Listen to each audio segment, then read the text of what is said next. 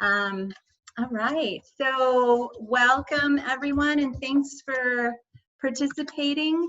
My name is Dr. Shel Sanchez. I'm the Director of Cultural Services for the City of Albuquerque.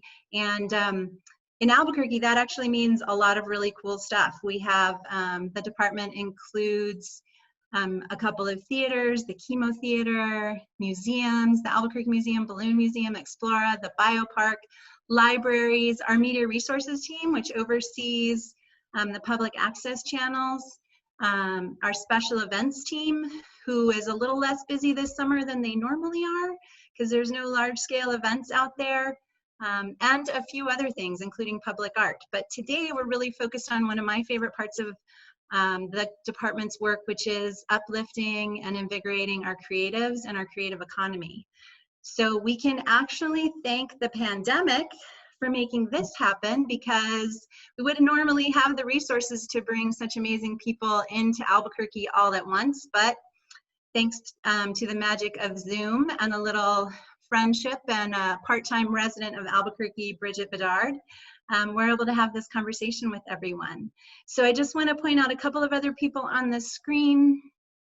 We have Karen Criswell, which some of you, all of you should know, those of you that live in Albuquerque especially. She's the new director of the Albuquerque Film Office.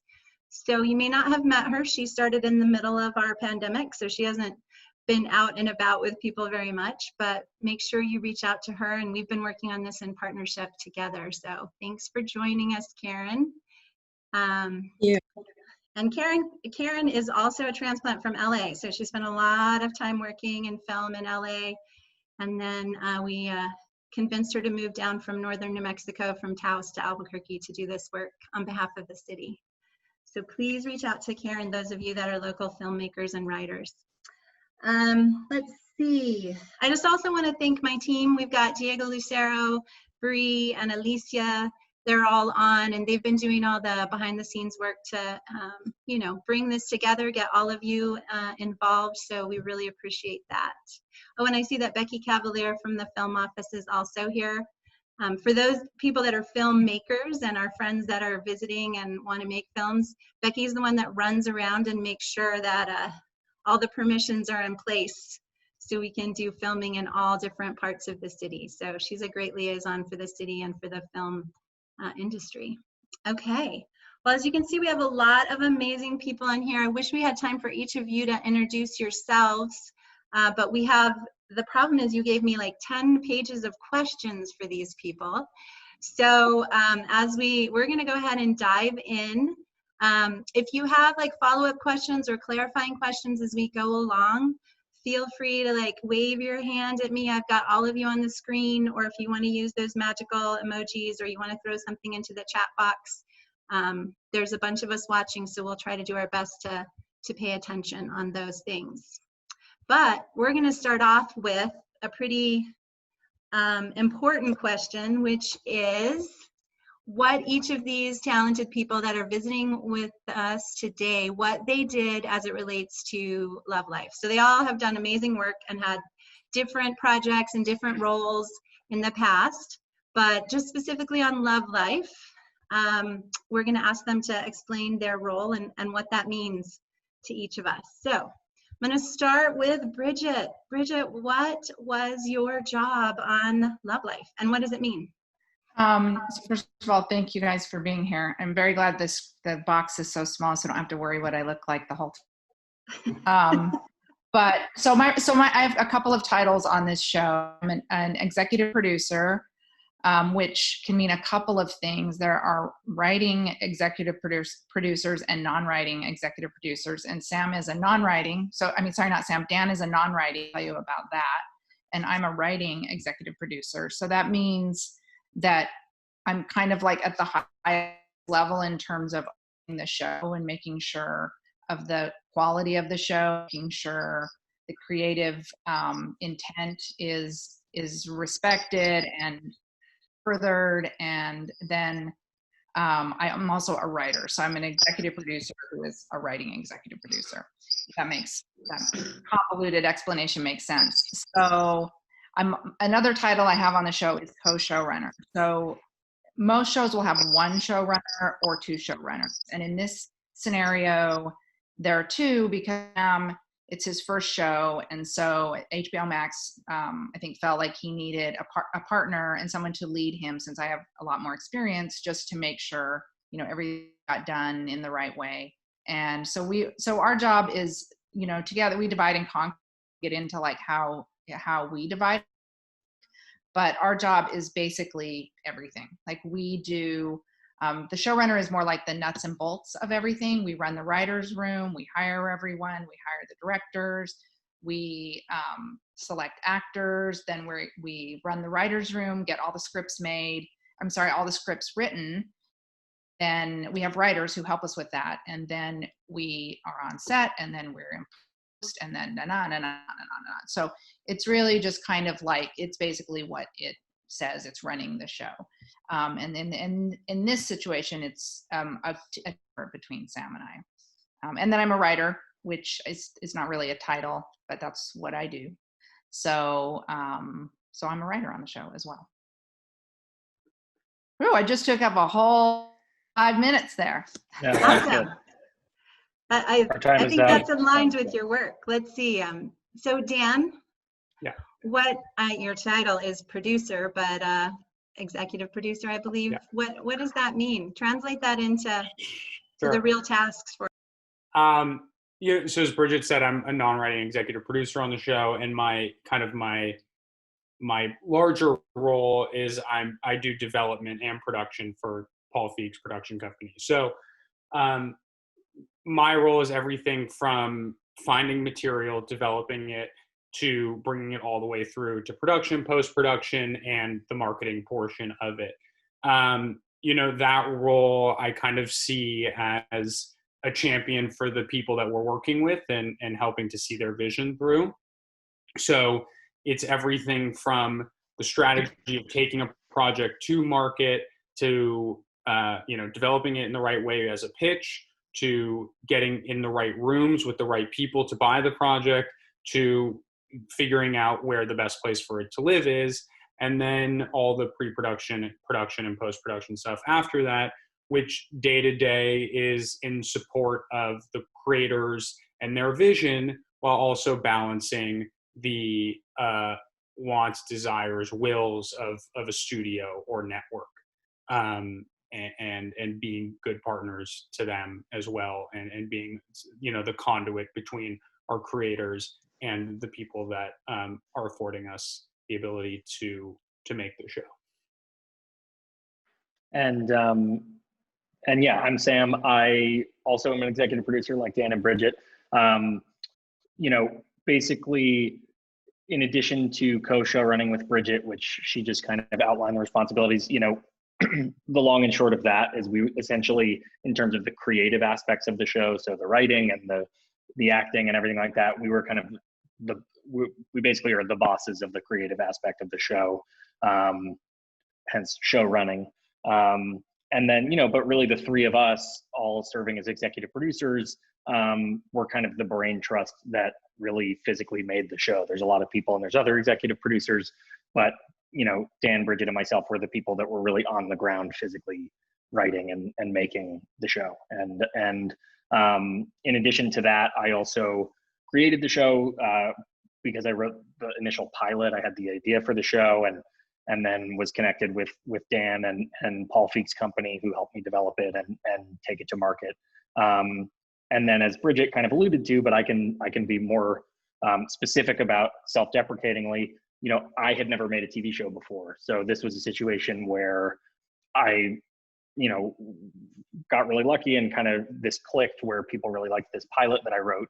But I kind of knew that I didn't know how to make a TV show, that I wanted someone, hoped that it would be someone as talented and cool and with as good of taste as Bridget, but knew that I wanted someone in that role to kind of, make the show with me, to be a true partner and collaborator. And so that was the delineation with Bridget and myself. We kind of would divide and conquer a lot. And we just, the three of us overall were kind of just responsible for all of it. And then, as Dan alluded to, like, I think a lot of what it's kind of an unnecessarily convoluted thing, but basically in movies, a producer is higher than an executive producer, and in TV, an executive producer is higher than a producer. So basically, the executive producer credit is like the best, highest credit you can have on a TV show. And even though we all had that credit, you know, Dan's responsibilities are probably more what you guys would think of in terms of like a traditional producer and someone who is making everything happen and, you know, more in charge of kind of like the logistical and real world aspects of making the show, so that Bridget and I could write and everything like that. And then in addition to that, I directed the pilot, the first episode, and the finale, the last episode. And yeah. So Sam, why don't you just take us also, continue on, and you started a little bit like, how did this happen? And maybe make sure you tell us like why Sam wrote a story about like a very cute, petite young girl, that young woman. Right. I'd like to know that part. But yeah, so we want to hear the origin stories from each of your perspectives. And that a lot of people had questions about that, like how did you get your idea to the pilot, to the whatever, and you know, where did you meet these other people along the way? And then we'll see if your stories match at the end after they tell their versions. It's like a game show. Yeah, exactly. So you know, basically, I had this idea. You know, I'm trying to think. I don't want to like talk forever, obviously, but things that I think might be interesting or helpful to you guys are, you know, I've been writing for a long time. I've written a lot of stuff that was not that good, and I think everyone does, and you just have to keep writing. And so there were a number of times where I would write a whole pilot and I would do just as much work and pour just as much of myself into something I was writing as I did into Love Life, and it just didn't click the way that this ended up clicking. So, you know, so much of that is about just picking up, even when you I just have had so many times where I've written something and been like, I never want to write anything again. I hate this. This is horrible. And that's totally normal. And in fact, I think it would be abnormal if that didn't happen. So basically Love Life was the end of a long line of kind of me going, okay, I wrote this thing, and people kind of shrugging or being like, the dialogue's good, or kind of any kind of like vague half compliments that people give. And then, you know, I also am just a big believer in, you know, there's a quote I love, every writer is one idea away from their best work. And that was something I thought about a lot. And so Love Life was an idea that I had and that I kind of just let gestate for a long time before, you know, the specifics of the character shell that you're alluding to, or any of the kind of New York setting or anything like that. I just had this idea of kind of, you know, something that felt almost like a book of short stories where we're looking at this person's life, but we're really looking at each of their relationships. And it's just a way to explore a person deeply. And I had that idea for a long time. It was kind of on the back burner in my head. I wrote other stuff. I wrote and directed an independent film that was tiny and was kind of like the opposite of this in terms of the scale of the production and everything like that. And I wrote the pilot on spec, which means I wrote it without anyone buying it or paying me to do it. You know, I think when writers are starting out, that's what most writers do, because no one's going to pay you if you haven't written anything yet. So basically, I wrote it on spec, just having this idea, to be honest, thinking it was kind of going to be maybe a writing sample, meaning something that could get me a job as like a staff writer on a TV show. I never in my wildest dreams thought that it would be an actual TV show. But I think also that helped, because it kind of took, without me knowing, it kind of subconsciously took the pressure off. Whereas I think if I had been thinking, oh, I'm going to sell this is going to be a TV show, it would have been, I think, overcooked and overthought. And so I think that was a big part of it. And basically, once I wrote the pilot, it was just this thing that you know, I think everyone always is hoping will happen, and it had never happened to me and may never happen again, but it basically just, something clicked and people really liked this script, and Dan ended up reading it, and he and Paul Feig came on to produce it. And then we got it to Anna miraculously, and she wanted to do it, and that was another real stroke of luck. And then Bridget came into the fold and we all really made it a TV show together. So is that enough of an answer? Probably, right? I think so. I think one of the questions that came up for several people was, did you get Anna Kendrick on before you got HBO on? Yeah. And so, Yeah. and how did that magic happen? So basically, you know, we, as I was saying, I wrote the pilot, got it to Paul Feig and to Dan. And then, you know, we were sort of developing it, planning to take it out. We weren't really casting yet. And honestly, it was kind of a stroke of luck where, you know, I have an agent as a result of some short films that I had made and this feature that I directed. And that agent, you know, I'm at the same agency as Paul and Dan and as Anna. And so basically, it was just this magical thing where my agent read it and knew he could do something with it. And I think that's rare. Again, that's kind of like the clicking I was talking about. But it really is like an if you build it, they will come thing. Just sort of, you know, when there's something that someone can actually sell, they think, you know, they run with it and then they make stuff happen. So my agent is the person who, you know, gave it to FICO, but then also through that agency, it ended up with Anna Kendrick, who was also a client there. And that was just a real stroke of luck where she wanted to do it and it happened quickly. And then, yeah, when we sold it, when we took it out and pitched it, she was with us. So it was what they would call a package. Whereas, you know, basically like if I had just written the script and taken it out on my own, everyone would say like, okay, it's a good script, but I don't know who this guy is, or why we're talking to him. And, you know, something that can elevate a piece of material and make it more attractive to actually sell and more than that, to actually become a television show is a package. So, you know, someone like Paul Feig saying, I'm producing this and I have a track record and I'm shepherding it. And, you know, someone like Anna who's saying, I'm going to star in it and I'm going to executive produce. And so we kind of all took it out together to sell. And she was a big part of that process. I don't think we would have sold it, you know, at least not, you know, in a way that led to a TV show so quickly without her being here with us. Okay, so Dan, I feel like it sounds like you had a lot to do with that magic right after there. So where did you come into this origin story? Hold on, I gotta unmute you, friend. Got it. All right. Sorry. So I came into the fold shortly, I think, after Sam had sent his script to his agent, who, you know, I wish it was a more magical story than that, because I actually had met Sam previously, like off his short film work, and then even at his home one time, and I would say for the two of us, we're probably not the most like social networky creatures, so it's kind of funny that it all came back around. But his agent sent me the script. I was on set of another movie, and he had sent me the script and said, this is really special. And I said, great. And I said, I'll read it right away. And he emailed me back the next day and asked me if I had read it, which is a very rare thing and like very pushy thing to do. But it did grab my attention. So I did end up breaking away and reading it right away.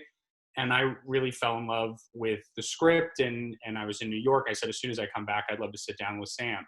And as you guys have seen from the pilot itself, there's an ending to it. There's a breakup. And in a lot of television pilots, it's usually a catalyst for something. And there was like this natural ending point. And so, you know, I went into sitting down with Sam kind of half thinking, this is a really great piece of writing and would love to do more with him. And half thinking, I'm also curious to see if he has like a real show idea here.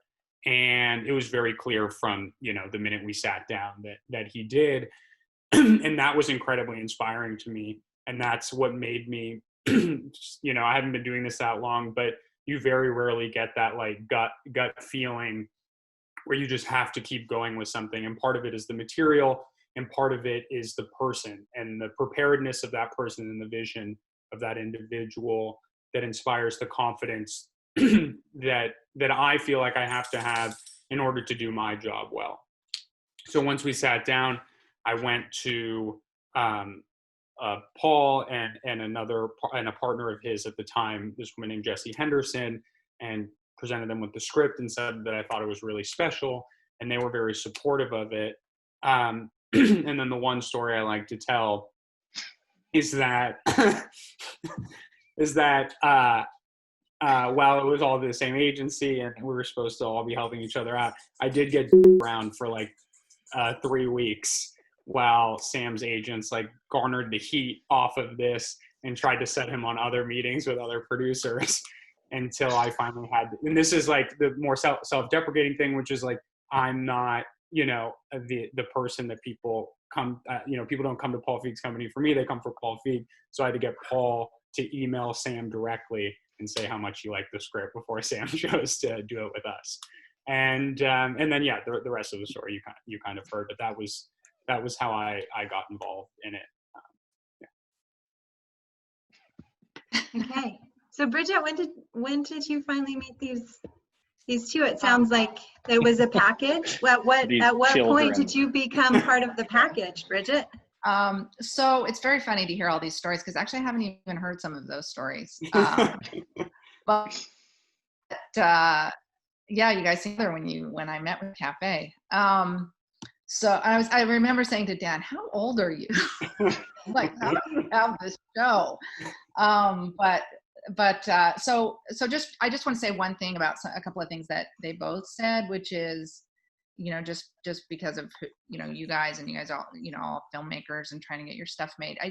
Sam has referred to the luck of this project, a handful of times already. And it really is true. There's so much luck, like so many things could go wrong at any moment for something to get made. Like, it's like literally you just go through a door and you're like, I cannot believe we just got through that door, and then it's another door and another door all the way until, you're airing the show and people could still hate the show, so, which some people did. But more liked it. So I came on because I had just come off of Rami, and I always get a lot of submissions. Do you want to do this or write on this show? And I was at a point where I just was like, I really I kind of have some money in the bank. I can kind of just really take like 1 second to figure out what I want to do. Cause usually it's just like, you want me, I want you, you're paying me, great. It's just like been for years, just like working and like some things not even really thinking about why I'm doing them other than they're paying me. Which is amazing. I have like nothing but gratitude for that. But I kind of was at a moment where I was like, I don't know what I want to do. And then I got the script. And so just back to like how important the script is, it really was the script. That was the first thing. I read the script and they said, we're looking for someone to really partner with this young guy who has this show. And I read the script and I was like, are you kidding me? Why didn't I think of this? Why did I not think of this show myself? And so that kind of made me like, I knew it was a really good idea. I was so mad. And so the script just has a lot of things that, spoke to me, just kind of like the quietness of it and the subtleness of it. And it made me think of my time in New York in my 20s. And it just was this like nostalgic blow to me. It had so many feelings, and so many scripts are just so cerebral, but like I could really feel it. And I felt like this is a show that I could like put what I think I bring, which is the feeling kind of writing to the show. And so then I met with Sam, and it was these two. We were at a cafe, and I was belching because I had eaten something bad, and it was like it was a very funny meeting where I kept saying, I'm really sorry, I'm belching. So it was great. We had this great meeting, and then Sam, talked to me about his vision for the show, which was to make basically the most uncommercial show ever, which was a show that felt like a book of short stories. So I was like, who would not want to do that?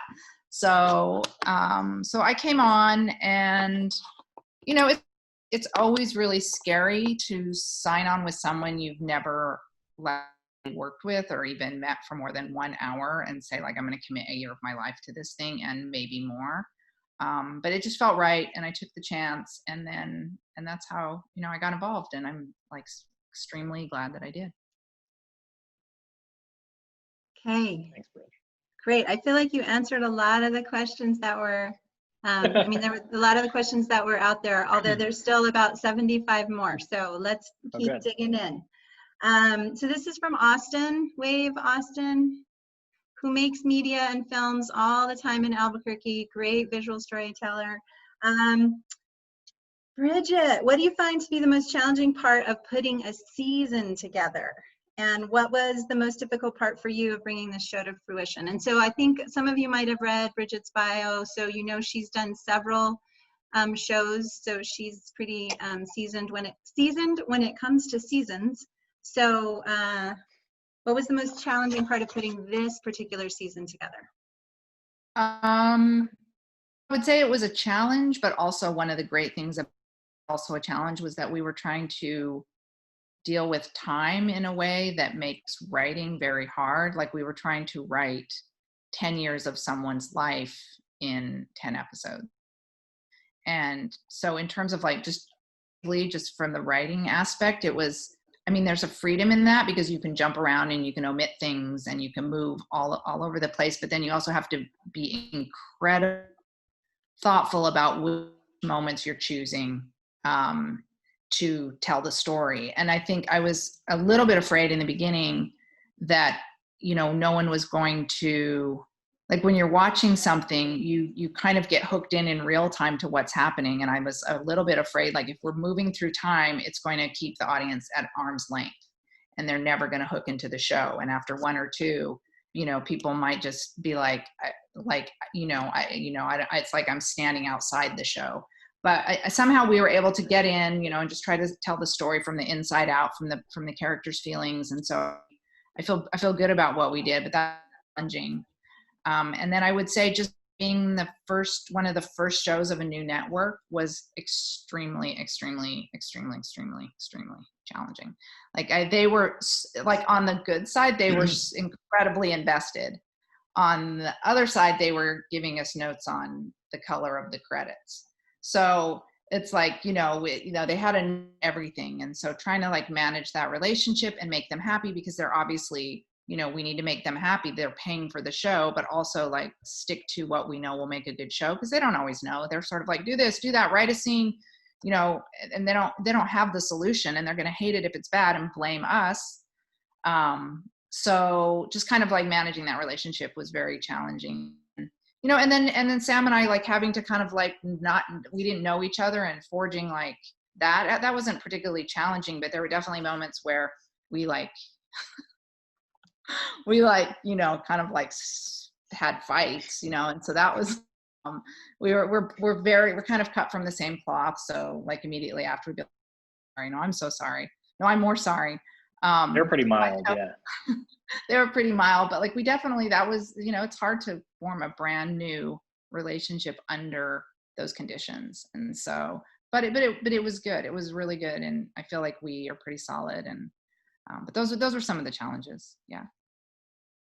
So Dan, here's a question from, I think it's a good follow-up. It's also from Austin.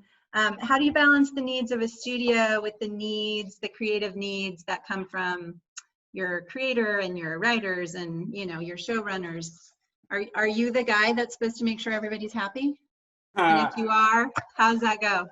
I try to make everyone happy and I try to keep the trains on the track. That is my job. And I always say that I wouldn't have a job or producers wouldn't have a job if writers, directors, creators weren't emotional and entirely convinced that their way is exactly the right way. And I think a lot of it is practicing patience with both sides. And I think I've been very fortunate. It's a lesson I'll take with me for a long time, is that, you know, Sam had a very clear vision for the show that we were also aligned with. And it's hard to produce things where you don't have the same convictions and the same vision as the people that you're partnered with. And so that makes my job in being a politician a little bit easier. It's not always great for the network, but, you know, you want to be on the side of the creators, so you want to be as invested in their vision as they are. I think it was also very helpful to have Sam and Bridget, who are very good politicians in their own right. and are very forward facing people, because it's always helpful to have, you know, the people who are writing and executing the vision able to articulate it to the powers that be, so that things don't get kind of lost in the shuffle. And I know that networks and studios like to hear from those people, because it makes them feel like those creators think that they're special and important. So that kind of makes my job easier too. But you know, a lot of times it's being armed with all the information I can get to relay it to Sam and Bridget, and then all the information I can get from them to relay it back to the studio and network. And just, you know, kind of being even keeled and level headed, and trying to, you know, be this sort of center of a wild vortex, and have, you know, a bit of empathy for both sides and understanding, and be able to convey those things to both sides, and hopefully find resolve. But I don't always have the answer, so it's sometimes us all figuring it out together.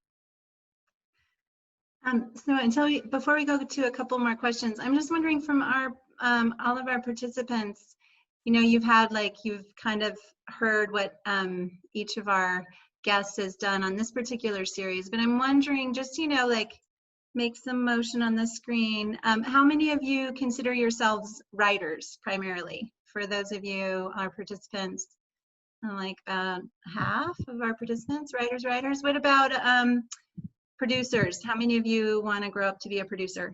Okay. Oh yeah, okay. You can be more than one thing. That's totally allowed. Director or showrunner, which are not the same. Showrunners. Okay. Paul's like, I'm all about that. All right. Okay. And just real quick from our guests, before I go into these specific questions, Bridget, was your plan to grow up and be a writer and a showrunner? Is that how you started your grown-up life? No, it's sort of funny, because when I look back, like, of course it makes complete sense. I'm a writer. I was writing stories when I was a kid, and, you know, winning little awards for little science fiction stories in the 6th grade, and like everything was like out of sense. But no, I actually wanted to direct, and I went to film school, and then I went to graduate film school at NYU, and I started off directing. I had a short and all of that, and then, like, it never really, people really would like my writing. And so in a way, like, I kind of backed into this by accident, but it actually makes complete sense, because it uses all my skills. And I'm actually really happy, because we're in this golden age of television. So I guess you could say, some people call it that. But yeah, so now to write and maybe direct, you know, in the future. And it's been actually kind of amazing how it worked out. What about you, Dan? Was this your plan to end up in TV? My adult life, definitely, it was very clear that this is the world I wanted to be in. As a child, it was not. But I was always an incredible enthusiast of comedy and stand-up. And so at the end of college, when I was figuring out what I wanted to do, I kind of just threw myself into this world and to see where I would fit in. And you know, like Bridget said, there are some skills that I think that I have, which is just kind of this kind of political nature and this diplomacy that kind of lend themselves to being able to do this job. Nice. You know, I didn't realize until you were talking that producers also had agents. So this is like a... Oh, yeah. Who knew? I just have one by association, but oh, okay. Some people do. But no, I mean, I'd always been, again, in love with comedy and storytelling, and so this just kind of lended itself to all those strengths. And Sam, were you always going to grow up and be a writer and work in TV? I don't know that I was always going to, but I always wanted to, for sure. And I think for me, you know, like I was always like the nerdy, no one will be surprised by this, the nerdy, like, movie kid who was obsessed with movies. And so I started writing when I was really young, and it was all really bad. But again, that's how you get to a place where it's maybe okay. And so, yeah, I kind of always, I mean, I shifted around a little bit. I kind of always focused on writing, and maybe in high school had like pretentious phases where I thought I was gonna be like a novelist or something ridiculous. But but you know, always loved film and always looked up to writer directors mostly in film and filmmakers that I really loved their work and wanted to follow in those footsteps. So I think, you know, I was really lucky to be able to focus on that from a pretty early age and maybe start making, you know, shorts when I was a little younger and stuff like that. So that by the time I was like, you know, in college or into my 20s, I had gotten a lot of the bad stuff out of my system, hopefully. And yeah, you know, I feel lucky to have had that focus and to have known that pretty early on. Okay, so I'm going to go to some more specific questions about choices, creative choices, and different things here. So Blaze asked this question, and a couple of other people did too in different ways, but what motivated the decision to use the voice of an omniscient narrator rather than Darby herself? And was that part of the original script, or is that something that came on later? Who wants to take that? Yeah, I'll take that. I mean, that was honestly one of the very first elements when I started writing, was this omniscient voiceover.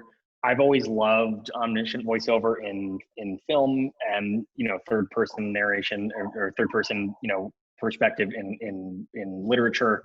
I was thinking about a lot of movies that I love, like Amelie or The Royal Tenenbaums or Y Tu Mama Tambien, which all use narration in different ways, but I think it has this kind of quality where you're able to elevate things that otherwise would maybe be mundane into hopefully something a little more magical or a little more heightened. And it also just gives it a fun energy that I think it wouldn't have otherwise. And I think here especially, it was really helpful in jumping around in time and orienting the audience in terms of where we are in the story at any given point. And then, you know, more specifically as far as why it's a third person narration and not Darby, I think, you know, we talked about it a lot in prep and there were versions, you know, again, it was sort of third person from the beginning, but we kind of tried different versions and played around with it. And ultimately what we all felt and realized was that there were going to be so many moments in the show where we were going to need to know something that in many cases the character didn't know about themselves. And so you need an omniscient, you need the kind of voice of God, so to speak, to be able to even have that insight. And you know, and I think also it just goes back to what I was saying about the sort of heightened and magical quality of an omniscient narrator, where you're able to kind of crack moments open and give things a kind of poetic detail or a level of specificity that you wouldn't otherwise. And that, you know, first person narration can be great too, but I think, you know, unless there's like a really strong voice, literal voice, for that, it can feel a little flimsy or it can just feel like something we've seen. And I just hadn't seen this kind of use of this kind of narration in a show like this. So it felt like something worth trying. Great, and I'm gonna just do one more of Blaze's questions here. And Blaze might be our youngest participant, I think.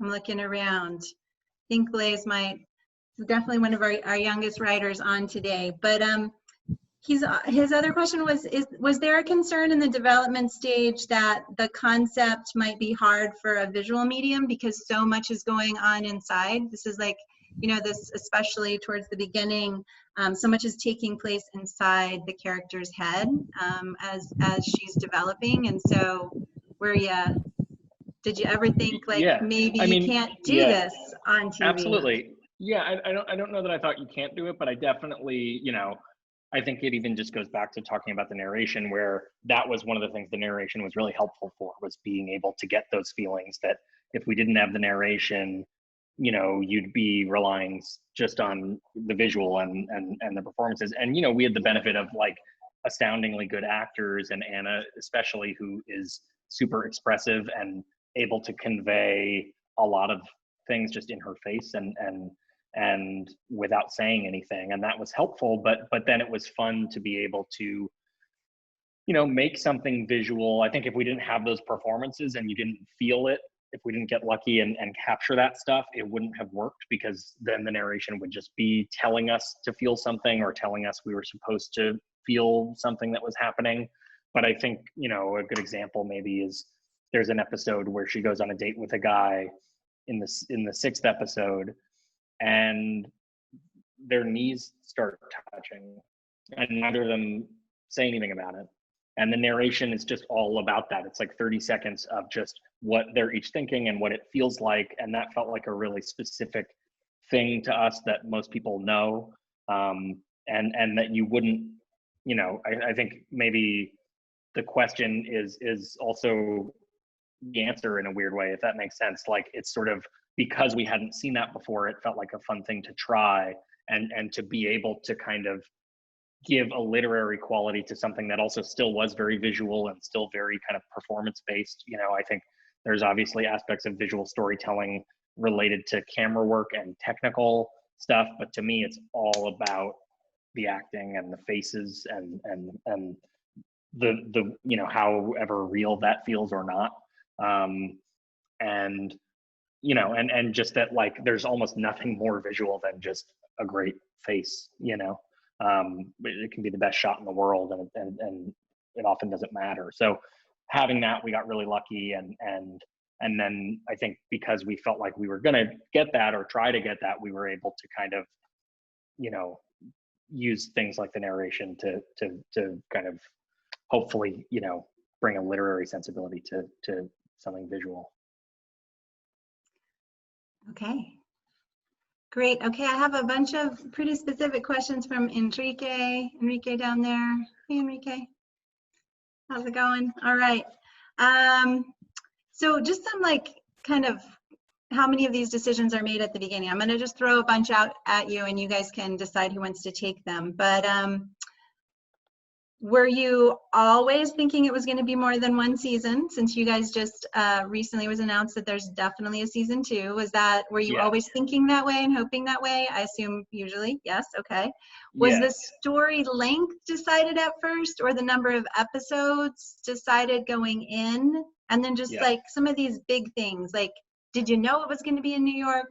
Was it all shot in New York? And I will say there's several people, several of the women on here said they'd been to New York when they were young, and this whole thing totally resonated. Raise your hand if you had your young times in New York and you were like, yeah. So I heard that from several people. So good job. I guess all the women in Albuquerque started out in New York. So good job. You got the right audience on board here.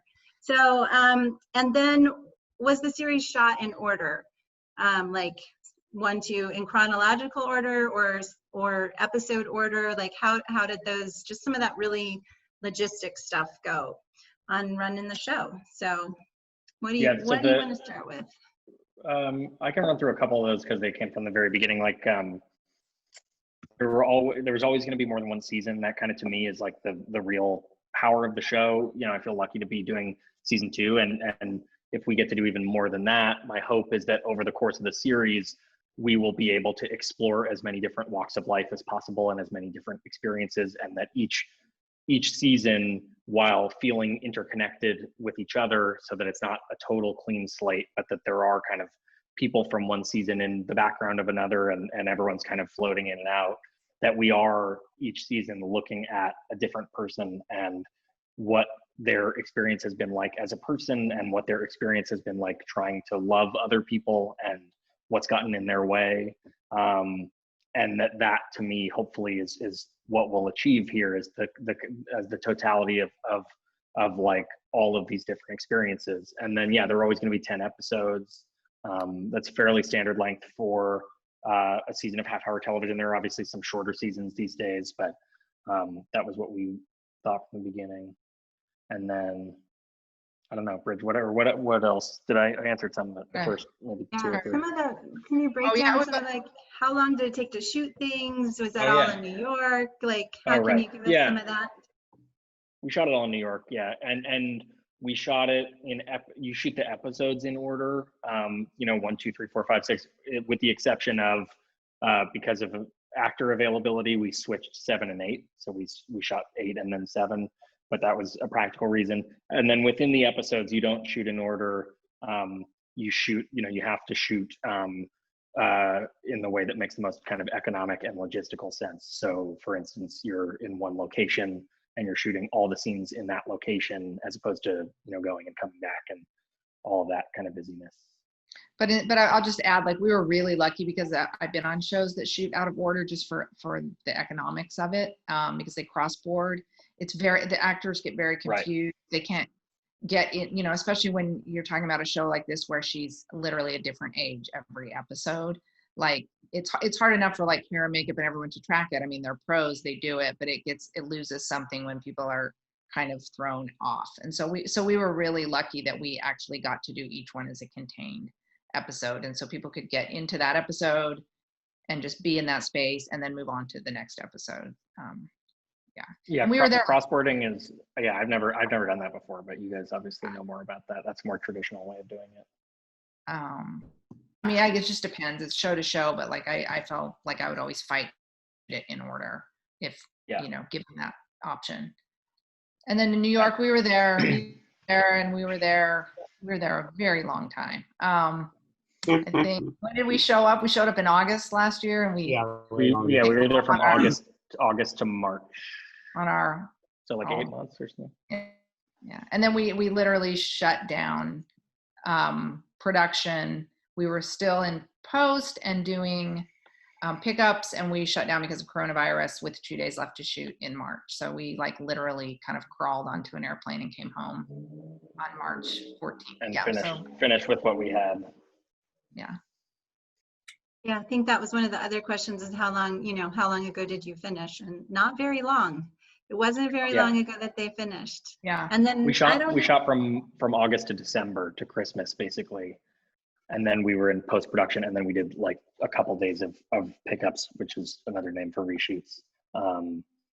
But most of 2020 has been post-production. We finished shooting the end of 2019. Let's see, and I have a question from Holly Adams. Why did you start the series in the 90s? I mean, was that part of the script, or was that just kind of because people remember the 90s? What were you thinking? I think it was definitely working backwards from the pilot. The pilot was set in 2012. And so for her to be that age, if we wanted to look at her childhood, it would have fallen in the 90s. I made her my exact age so that I would not have to do any math when we figured stuff out as we went through time.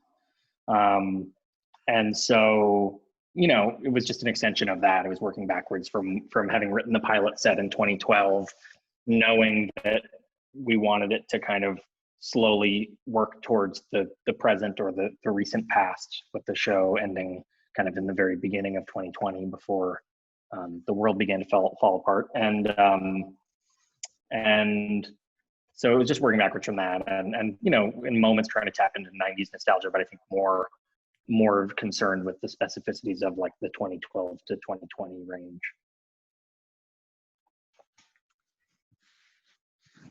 Okay.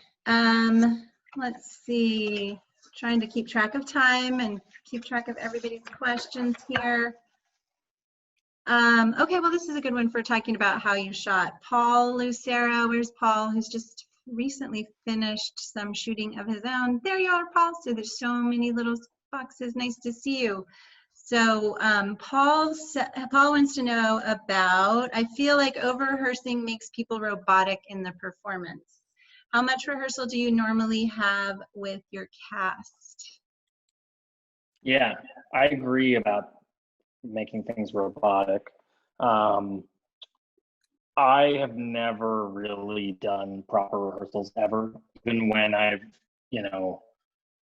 said, oh, let's have a rehearsal, it ends up being you're kind of hanging out. Maybe you talk through the script, but I never ever have run lines. And a lot of the time rehearsal for me is more useful as a way to vet the script and to make sure that the actors feel comfortable saying every single line. But in this case, and in most cases, we only rehearsed in what a working rehearsal, or you shooting a scene, you get to the set, the cinematographer and the director. So when I was directing, I would talk to the cinematographer about how we were going to kind of shoot the scene. A lot of the time, actors are going to naturally.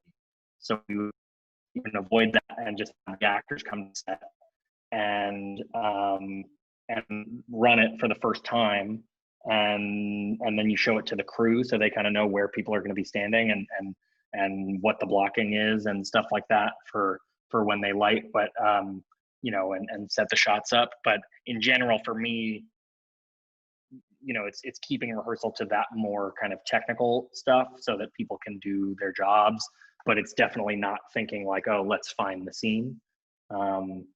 Sometimes then it takes a couple takes to really get into it, but we got really lucky. Someone like Anna is amazing from the first take, and a lot of time it depends on the kind of thing you're making, but with something like this, I think you're always trying to capitalize on kind of real chemistry and real energy and wanting it to feel alive, and the more you do it, the less of that you have often. So I also it's going to depend somewhat on the actor. Like, I don't think Anna's someone who's going to like agree to like rehearse a bunch of times. She's sort of like does a lot of her homework just on her own and comes with the whole thing in her head that she has worked out for herself, and just has questions for the director if something's not making sense to her, and then she just kind of like wants to do it.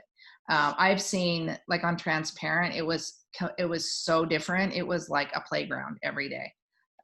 So the actors would come on and we would find it on the set, and they loved it. And that was because that's the way Jill, the creator of the show, wanted it, and that's the way she worked. And so, like, I mean, sometimes to the point where she'd be like, okay, we're throwing off the scene now. And I'm like, well, but they only read it once. Like, let's actually try to make it, find it first. But that was her process. And another thing I've seen, and especially on Transparent, is not the rehearsal necessarily on the day, because that takes up so much time, which obviously it's important, but it can get in the way, as you've said, and make it robotic.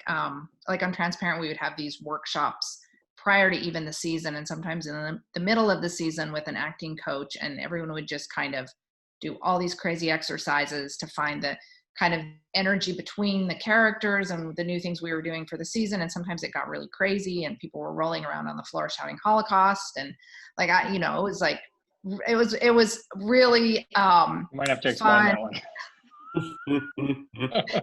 It's just that, I think I can. No, just that it like specifically rehearsing scenes. It was like, what are we dealing with this season? And that was the Holocaust season. And if anyone watched the shows, there was a through line Holocaust story. So, the actors were trying to feel what that meant for the characters. And so, I have seen rehearsals that are kind of like separate from shooting the day that are super helpful. If that, so I've seen that too. Bridget, do you want to talk about table reads a little bit? Because that's a very traditional TV thing that we implement for a couple of reasons that we talked about, but I think, Yeah, like almost all shows have table reads, and it's kind of a mixed bag. And what that is like maybe the Friday before you're shooting or a couple days before you're shooting an episode, the cast all comes together at a table and reads the script out loud, just sitting, no one's up on their feet. It's just all, off book. It's all on book, and no one's off book yet. And usually people from the network show up, people from the studio show up, and there's just a lot of stress around it. So that's one of the reasons we avoided it. Yeah, we just said, can we just please not have them? Because it creates, I'll say the good and the bad. So the good is you hear it read before you shoot it. So like that can mean, okay, you have a minute to solve problems, right? Like, wow, that joke didn't land, or some characters being underserved or something, or somebody might do something amazing in the table read and you're like, yeah, we're writing that in. That's great.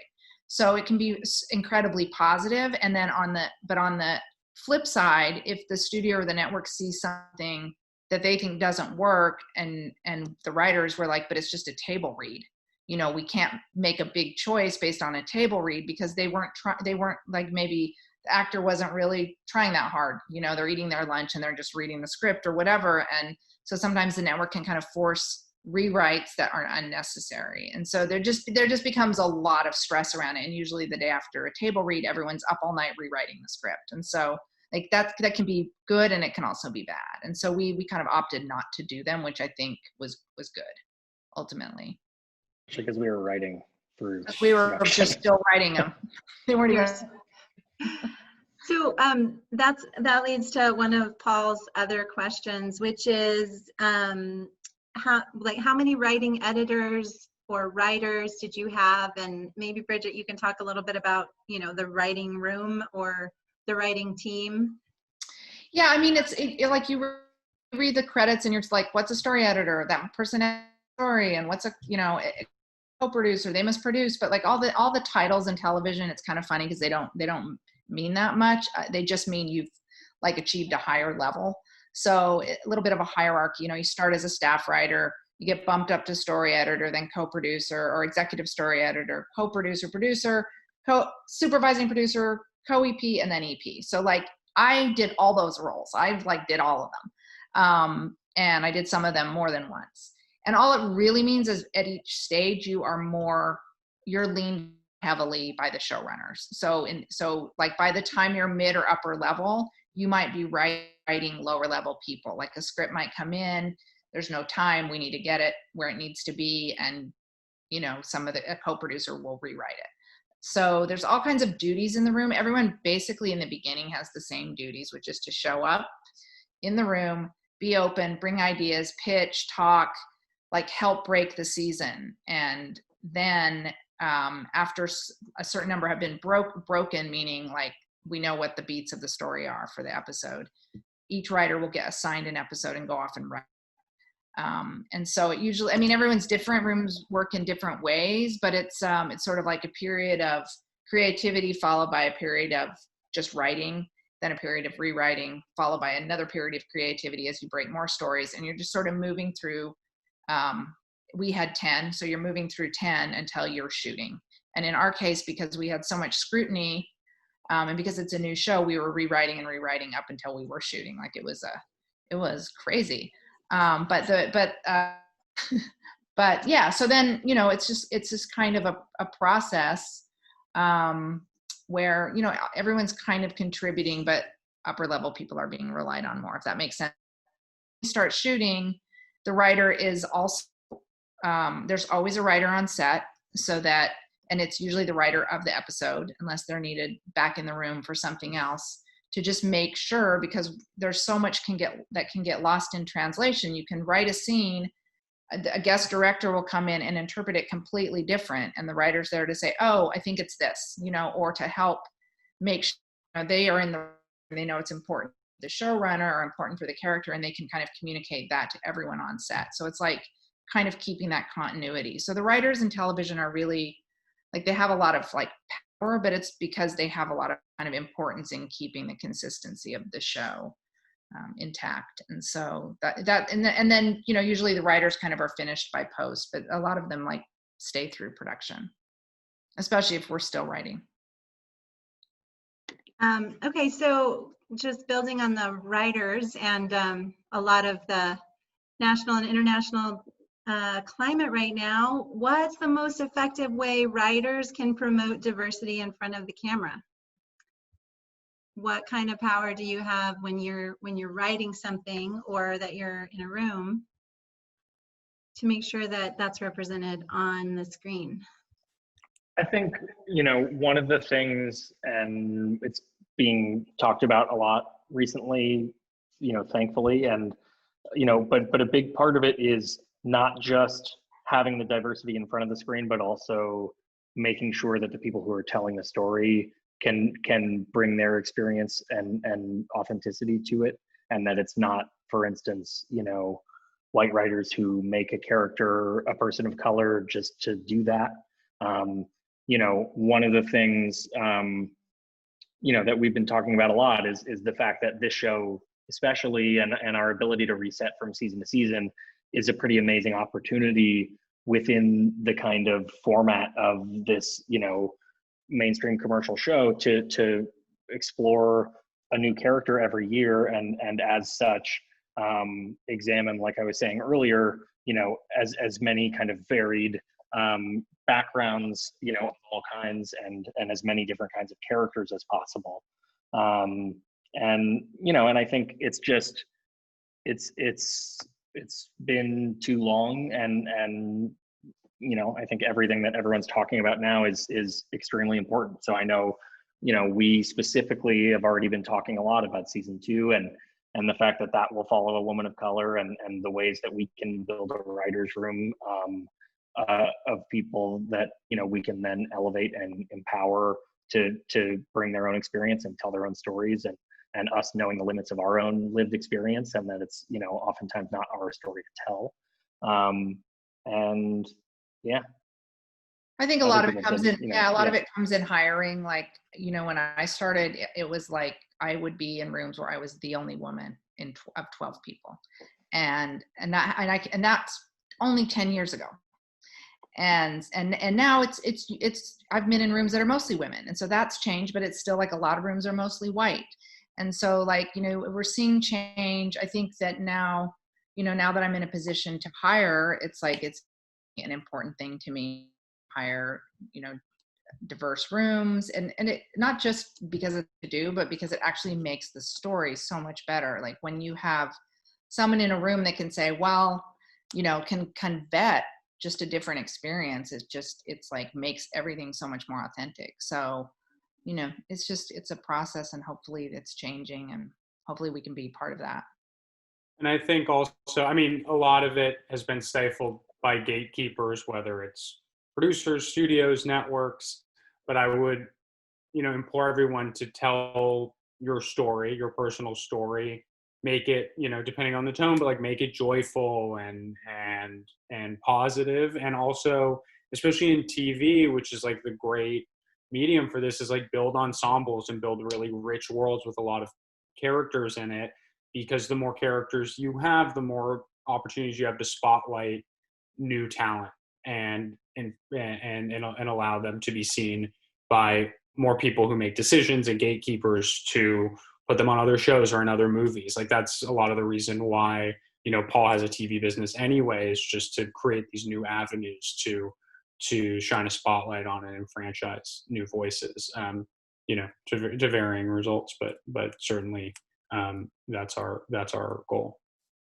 And I think on top of that, Dan talking about the gatekeepers, I think that's a really big part of the conversation that I'm really glad is happening now, because, a big part of it is as we hire people and as we go through the whole process, in order to, create basically just it's this thing where, there's not, beyond there not being enough diversity in general, there's especially not enough diversity at upper levels, whether that's at an agency or at, a network, or within, the writing staff or production staff of a television show. And so, while a lot of it is systemically right now, I think the hope is that, it creates down the line people who can be then at the upper level, and also elevating people, giving people chances, and giving them opportunities that they haven't had yet, so that we're not stuck in this gross and systemic framework where you're only defining people, whoever they are, based on something they've already done. Being able to see something in someone and give them a new opportunity. I think that's really important. And and just us talking, it's there needs to be more diversity in the executive ranks, I think is really important, and in writers' rooms and at agencies, so that the people making these decisions aren't, it's not a situation where, the executives have, are all white, thinking they know how to talk about it. I mean, I'm a white person sitting here talking about it now, and, the hell do I know? So I just think it's so important to have diversity at every level and within every part of the system, so that that's as, as egalitarian and as diverse as possible. Yeah, and the storytelling doesn't, stop and end with writers or directors. There's a story to be told in production design. There's a story to be told in costumes. There's, a story to be told in post. most of the time, maybe the most of all. And I think, exploring those avenues and those careers is also a huge contribution to the stories that are being told and being told accurately. So you were talking about lived experience and personal experience, and one of the questions, I think it was from Sebastian, how many of the situations or moments that were presented were built on one of your, especially the two writers that are here, your personal experiences? Especially Sam, we're all wondering because you don't look a lot like Anna Kendrick, but Right. maybe you've had some I'm similar offended. moments. I honestly thought she was my doppelganger. Yeah, I started writing it because I thought I look like Anna Kendrick, so that's no.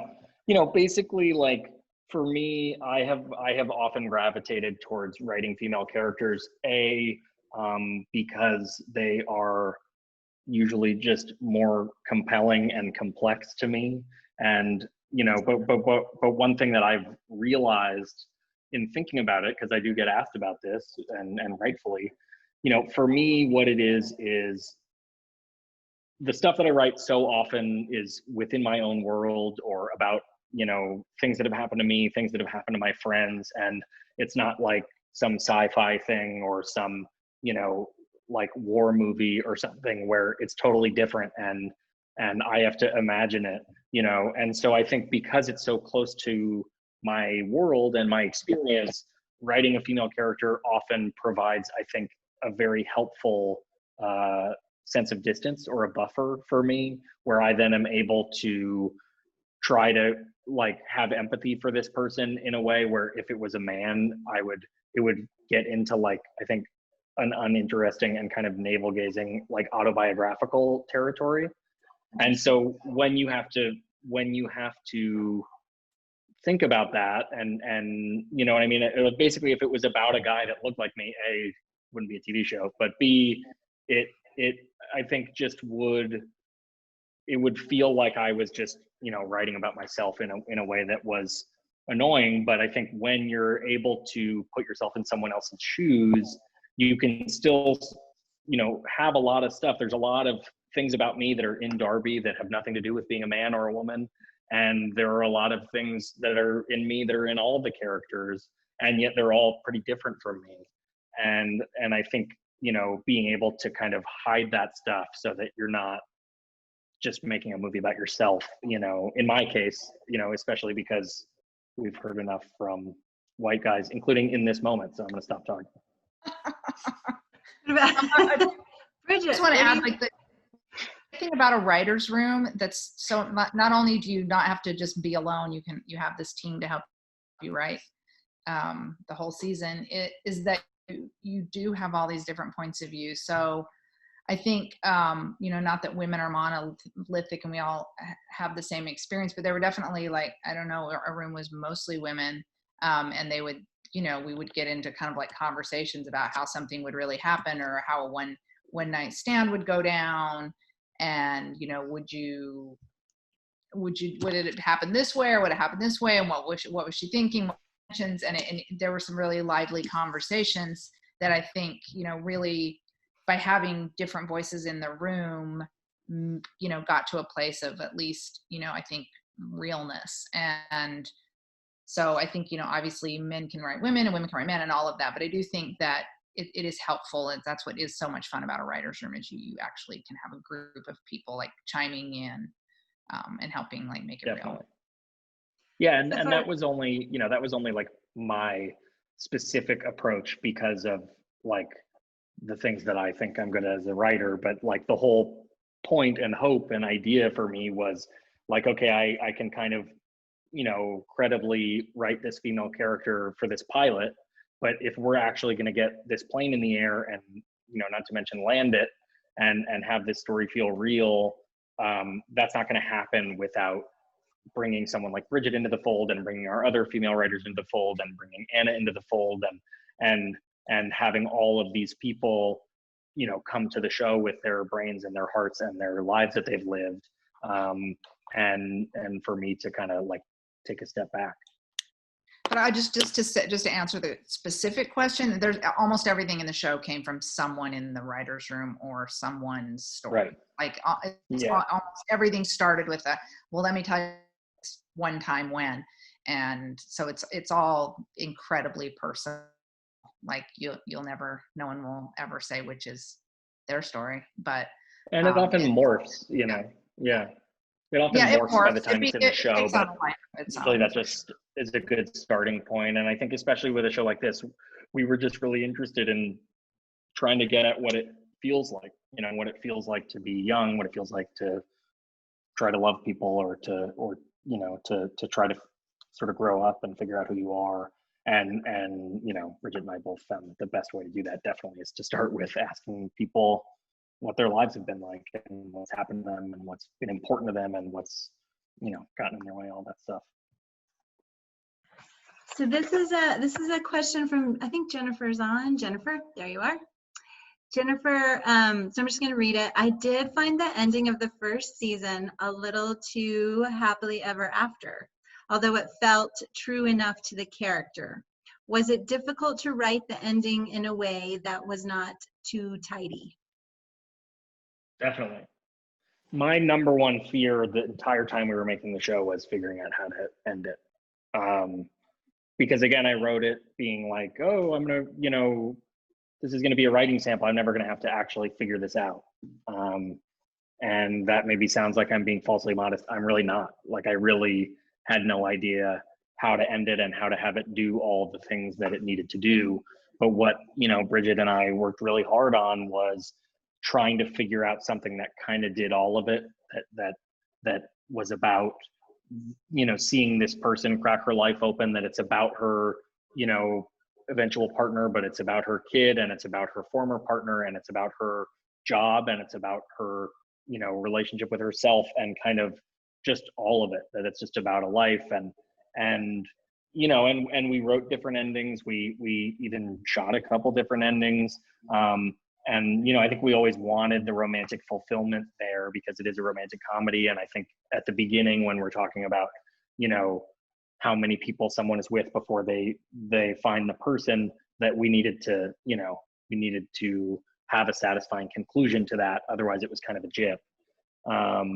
But we also didn't want to have it be a story about a woman being defined by a man or whatever. And I think a lot of time we tried to just take a wider view than that throughout all of it, so that it was, you know, we would say all the time, you know, it's not about a woman desperate for a man, it's about a human looking for connection who happens to be a young woman.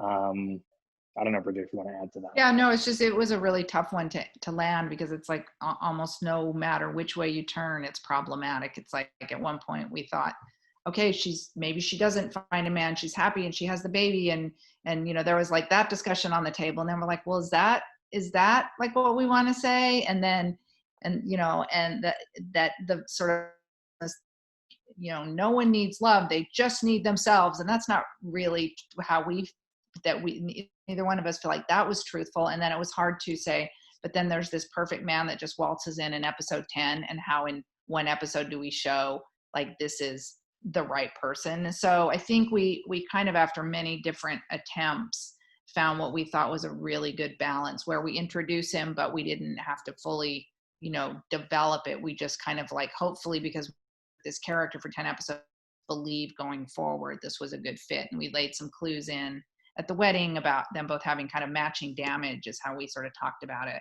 that they might be a good fit for each other. And yeah, so I, you know, and then I think, and truth be told, we actually wrote that gallery scene, and that was one of our pickups, where we saw her in her like work life, and that problematic because we didn't want to be like, success is the answer.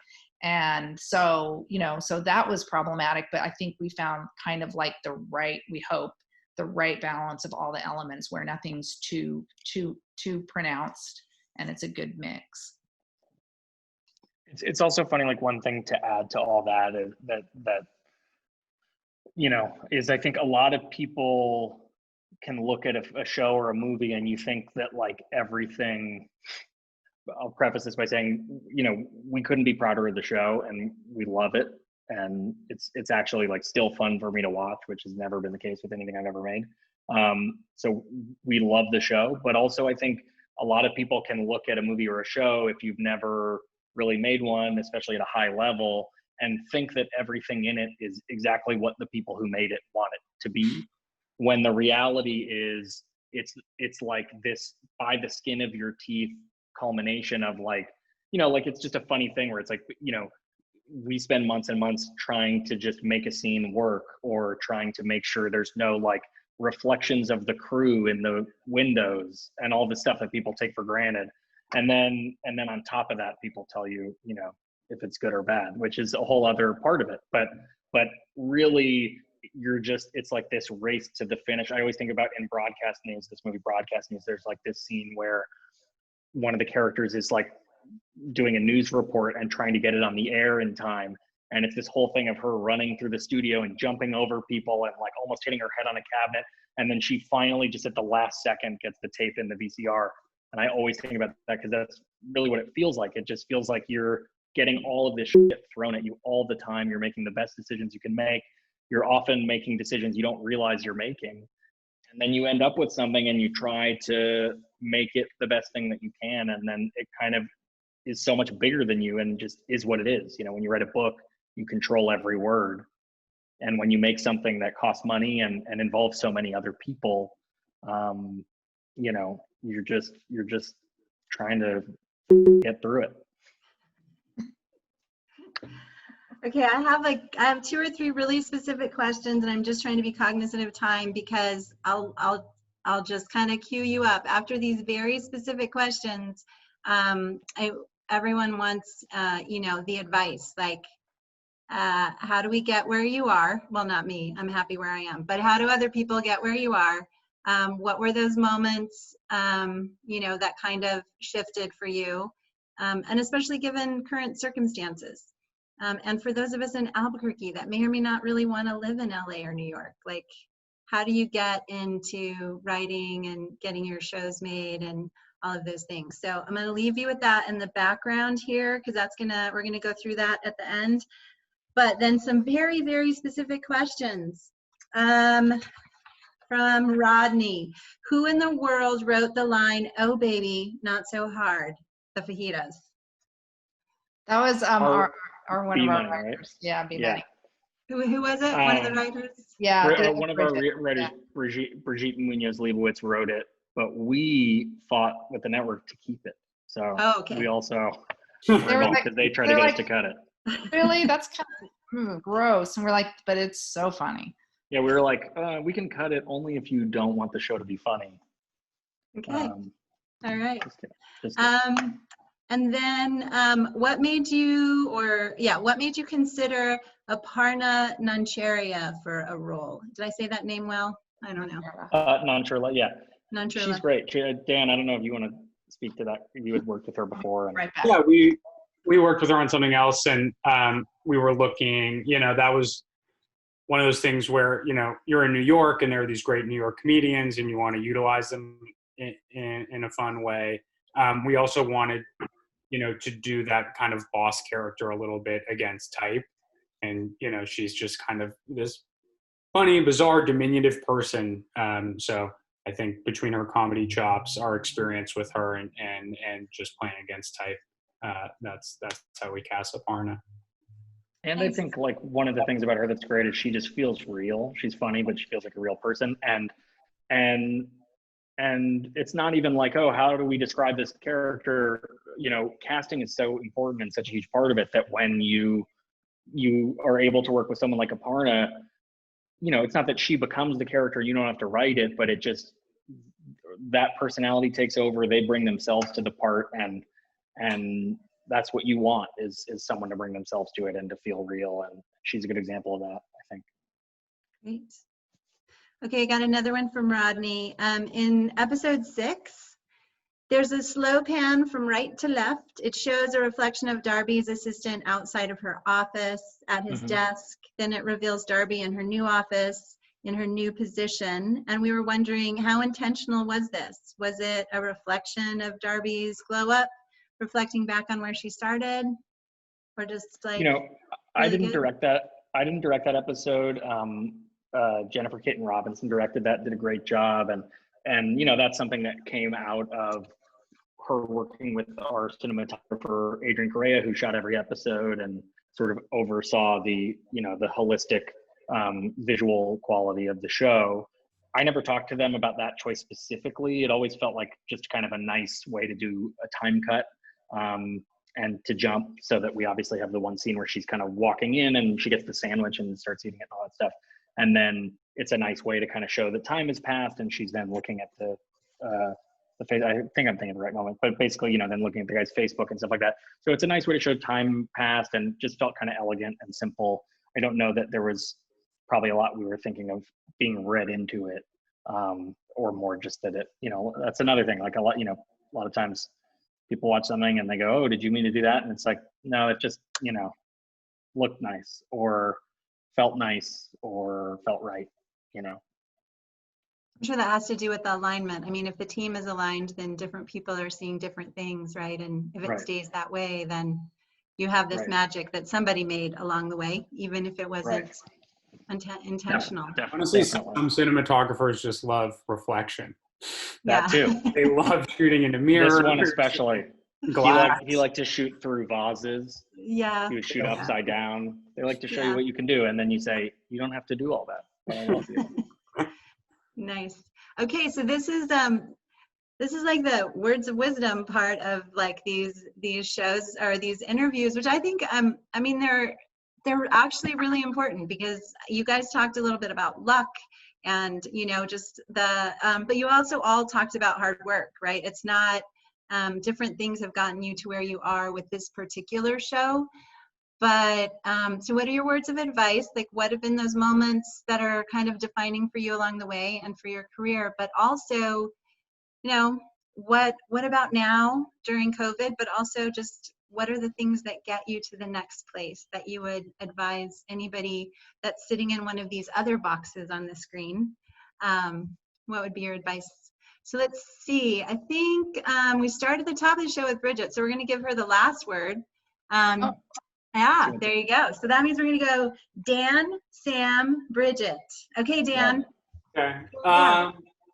As far as, you know, if you're aspiring to develop or produce, I would say, you know, a couple pieces of advice I always give is make it clear to the people you're talking to who are in your world, other collaborators, kind of what are the stories that you really like to tell? What are the genres that you love to play in? So people can specifically think of you for those sort of things. So it's like kind of like this bad business school branding thing that I give advice on. So don't take it as that, but it really is somewhat of a branding thing. Like make people aware of what it is that you specialize in or you're good at, so that people specifically come to you with those scripts, with those actors, with those ideas, so that you're not kind of just this amorphous blob in a really, really big landscape with a lot of people trying to do what you're doing.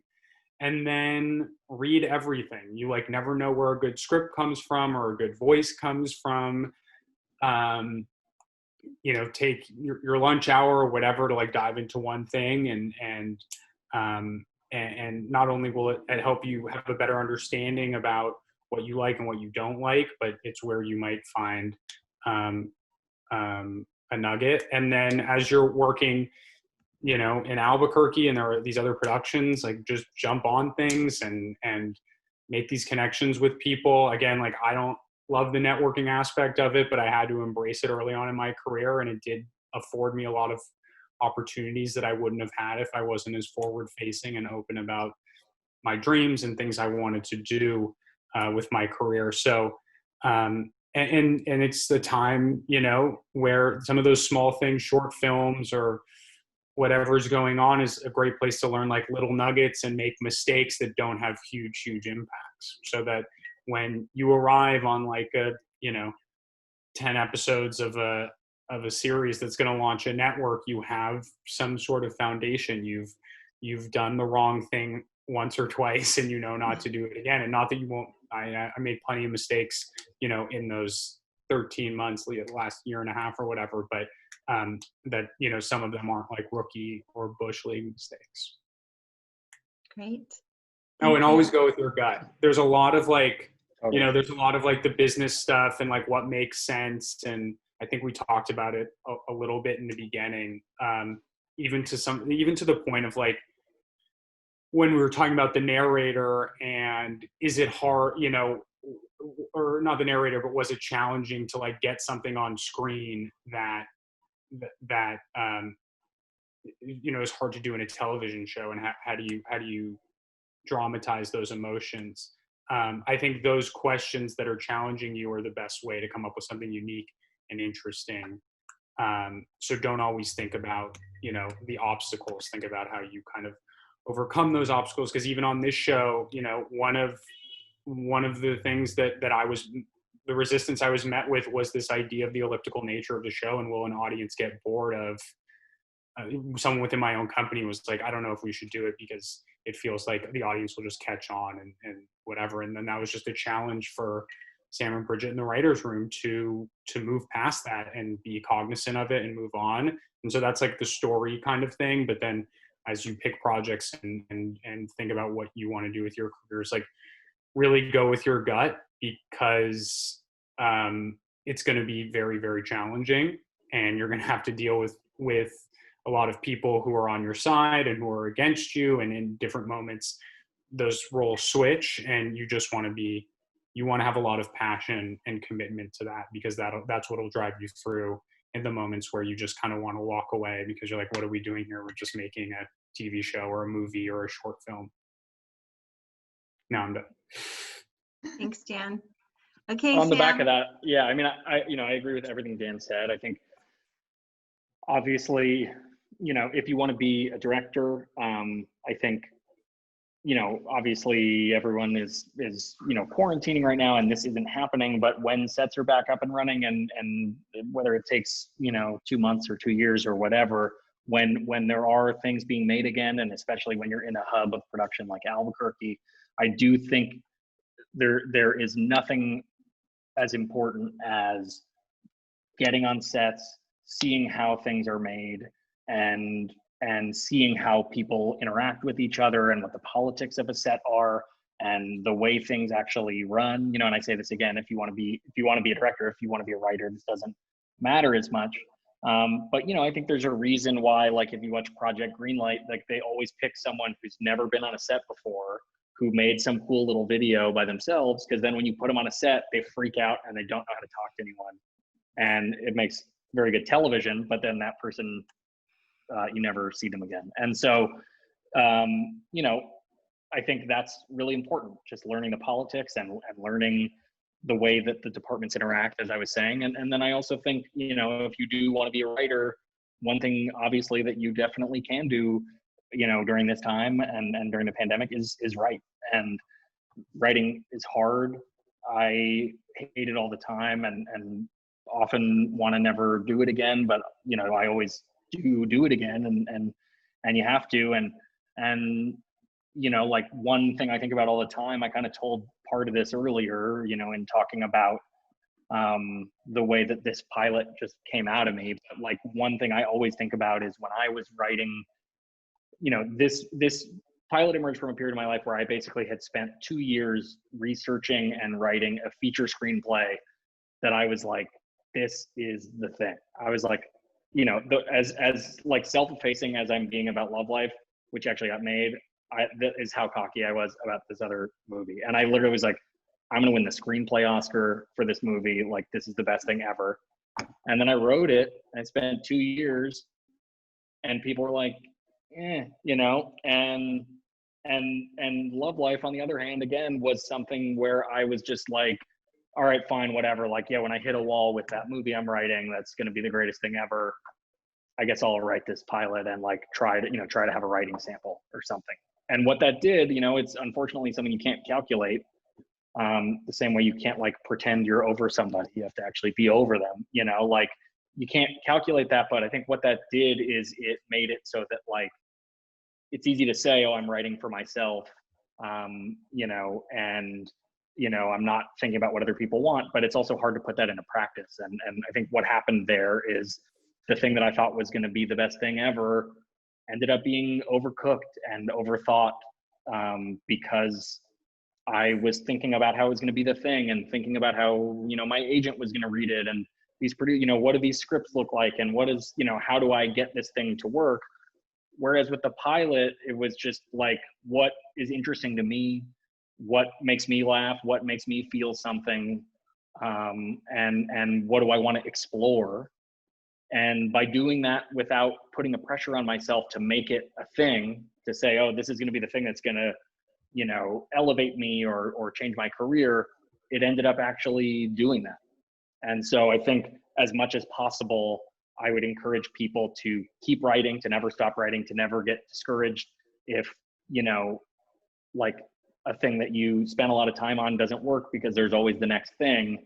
But on top of that, to just try to put all of those kind of like bigger things out of your mind, and just, as Dan said, go with your gut, chase what is interesting to you, and you know, and really that like all anybody has is who they are, what they think about, and the way that they see the world. That's all you have. So you got to lean into it, and you got to not try to make what other people want or think about what other people want to see. You got to make the movie or the show or the whatever that you wish existed, and lean into what's unique about you and the way that you see the world. Thanks, Sam. Thank Okay, you, we're guys. coming full circle here. Anna. Okay, All right, there's Bridget. so many things. There's so many things. So I'll probably just ramble. Maybe it'll be Okay. like a couple useful things in there. But so just like it's just really a synthesis of everything they've said, you know, plus 20 years. So say, like me, it's like such a, no, I mean, it's like literally like Sam and I are on exact opposite ends. Like my career took 25 years to make, you know, and like Sam got really lucky, and, you know, he's very talented and deserves that. But it's like for most people, it's a really, really slow and long crawl. And it's, you know, so I think just like look that in the face early on. Just know that, and do a gut check, like on how much you love this, because it is a really hard and volatile business. And, you know, you will just get rejected so many times in so many ways, even when you don't deserve it. So you have to kind of have a certain inner resilience to say that, you know, I don't care. I love this. And like, even though like I'm going to be heartbroken tomorrow, you know, I'll write a different script, and just kind of like going into it, know that. And then also it really is like, you know, like Sam, like Dan saying, like, go get those experiences. I always say, you know, to young people that are asking me, or not young people, just anyone that's trying to get into this, like, just go through, like, if a door opens, go through it. I've heard so many like people say, oh, but I wouldn't do that, or I'm not supposed to do that. And I'm like, well, why wouldn't you do that? You might meet someone, you might learn something, you just never know where this is going. It's like such a mosaic that adds up, and you really can kind of only see it looking back. And so just, you know, I would just say, like, just try to be as open and vulnerable as you can, to just say, you know, I used to always think I was supposed to know everything, and that if I ever had a meeting or anything, I was supposed to like literally have all the answers. And it was this like incredible aha moment to me when I was like, oh, I can actually just say, I don't know, let me think about that. You know, and I say that all the time now on set. I'm like, I don't know, let me get back to you. Let me think about that.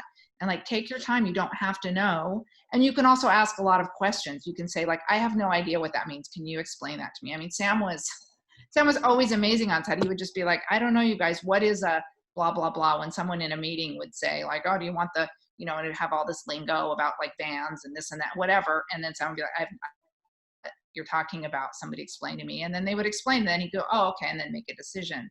So you really, you don't have to know everything. In fact, you have to not know anything in a way going in, and be willing to say, I don't know. And at the very same time, you do have to know yourself. And, you know, everyone's talking about a lot about following your gut, and it just really is so true. You know, there's like, you definitely won't be successful if you're casting a like, who should I be? What kind of a writer should I be? What kind of things should I write? It's like, well, what do you want to write? Because like, it's so miserable to write. Like all writers hate writing. So like what, as far as in my experience. So if you're trying to write sci-fi and you really want to write romantic, then why would you do that? So like, just kind of know yourself and know what you have to bring, and, just be vulnerable, and also be enthusiastic, because I can't even tell you the number of times I've had meetings with, potential writers to hire. And I'm like, and I've done this myself, like when I was really, really starting out, I would be like, yeah, I liked your show. I liked your script. And like, why would someone hire me if I don't even give any, and that I'm excited and enthusiastic about their show?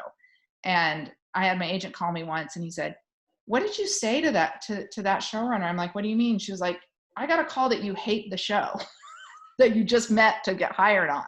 And I was like, somehow I managed to convey this, like I was like way too cool and like didn't want to show that I liked it. Think it would just like, you just have to, if you're not enthusiastic, it's pretty hard to fake it. But if you are, there's like no reason to not show it. People want, there's nothing better than people saying, I love the show, I want to write on your show. So, when you are having those meetings, just be positive and be honest and be enthusiastic and, sound, but it's true. I also remember, like, you also can't, I am rambling now, but I do want to say one more thing. Forget about what you think you should be doing. I remember another like embarrassing meeting I had at HBO very early on. And I told my boyfriend about the meeting after, and I said, yeah, so they were asking me if I would want to write on one of their shows. And I was like, oh, no, I really just want to do my own thing. And he was like, why would you say that? Like, wouldn't you want to write on a show? And I was like, well, I thought I was supposed to say that. I thought I was supposed to come across as like this auteur that, only does my own thing.